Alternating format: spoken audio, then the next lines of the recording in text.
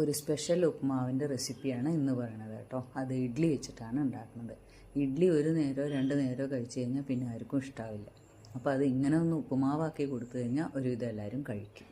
ഇത് കൈ വെച്ചിട്ടേ പൊടിക്കാൻ പറ്റുള്ളൂ. കത്തി കൊണ്ടൊക്കെ മുറിച്ചിട്ട് കഴിഞ്ഞാൽ നമുക്ക് ഇതേപോലെ സോഫ്റ്റാക്കി കിട്ടില്ല. അപ്പോൾ ഇനി ഒരു ചീനച്ചട്ടി അടുപ്പത്ത് വയ്ക്കുക, കുറച്ച് വെളിച്ചെണ്ണ ഒഴിക്കുക, കടുകിട്ട് പൊട്ടിക്കുക.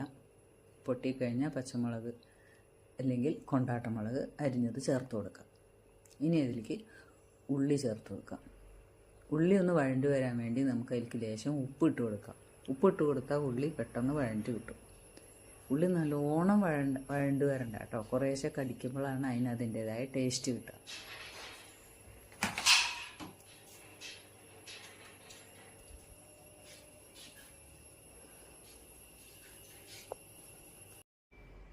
ഒന്ന് വഴണ്ടി വന്നു കഴിഞ്ഞാൽ നമുക്കതിലേക്ക് ഇഡ്ഡലി പൊടിച്ച് വെച്ചത് ചേർത്ത് കൊടുക്കാം കേട്ടോ. നന്നായിട്ട് ഇളക്കിയെടുക്കുക.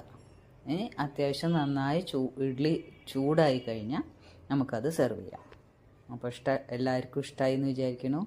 എല്ലാവരും ഒന്ന് ഉണ്ടാക്കി നോക്കണം. ഉണ്ടാക്കാത്തവരൊന്ന് ഉണ്ടാക്കി നോക്കുക. അഭിപ്രായങ്ങൾ പറയുക, ലൈക്ക് ചെയ്യുക, സബ്സ്ക്രൈബ് ചെയ്യാൻ മറക്കരുതേ.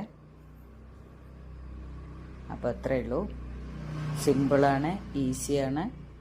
ഇതിൻ്റെ കൂടെ ചട്നി, അച്ചാർ ഒക്കെ നന്നായിട്ട് ചേരും. അപ്പോൾ എല്ലാവർക്കും താങ്ക് യു.